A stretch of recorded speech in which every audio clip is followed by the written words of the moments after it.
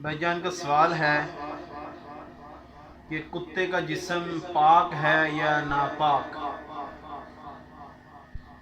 بھائی کہتے ہیں جس جگہ پر میں کام کرتا ہوں ادھر کچھ کتے ہوتے ہیں تو ہمارے ساتھ ٹچ ہو جاتے ہیں، تو ہم کیا کریں؟ اس کا حکم کیا ہے قرآن و حدیث کے مطابق؟ تو محترم بھائیو، اگر اس کتے کا جسم ہمارے بدن پر لگ جاتا ہے، ٹچ ہو جاتا ہے، تو کوئی اتنی تکلیف والی بات نہیں ہے، نماز ہو جاتی ہے۔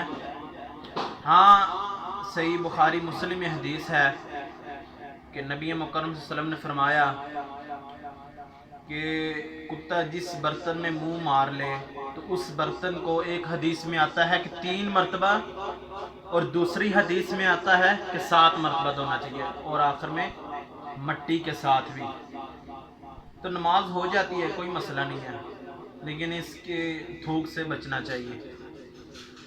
Thanks for watching. Don't forget to like, comment, share and subscribe to